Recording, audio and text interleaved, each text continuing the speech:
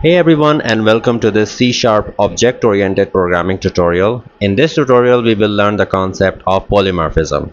Polymorphism means many forms, and we know that in order to perform different tasks we have to create different methods. But polymorphisms allow us to use the same method to perform different tasks.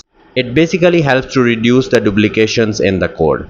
Polymorphisms can be done with two separate methods, and in this tutorial we will learn the method overriding. The requirement for the method overriding is inheritance, which means that there should be a parent class and one or more child classes. The parent class should be marked as virtual and the child class should be marked as override.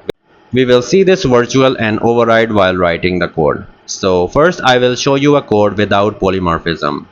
So as we know that in order to perform different tasks we need a different method. So boxes shown in orange are different tasks, and for each task we have different method. Now let's see the code of this example. So here we have a common method which is named as draw, and it is used to print drawing a generic shape. So there are different shapes, for example circle and rectangle. So for each task we have its own separate method. For example, draw rectangle, draw circle. So we can have many different tasks, and for each task we have to create a separate method. But polymorphism allow us to create only one method that can perform different tasks. For example, we can create a method named as draw, and it can be used to perform different tasks for circle, for rectangle, and so on. Now let's see how we can do that. So as we have learned previously that the base class should be marked as the virtual class. So we will write public virtual void here, right? And also we have learned that the derived classes, or you can say the child classes, should be overridden.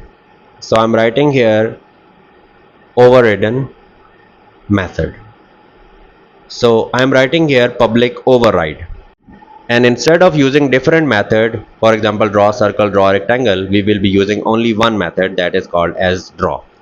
And just like we have done this thing for one child class, we will do it for the another child class. We have done this for circle, and we will just copy paste the same thing for the rectangle, right? And in the main method, while creating the objects, the first class card should be the parent class, that is shape, right? So I'm writing here shape. And while calling the method, now we do not have different methods, we have only one method that will be used to perform all different tasks, that is called as draw. And now let's run this program to see if it works or not. There should be three separate lines printed, one for generic, one for circle, and one for rectangle, and here it is.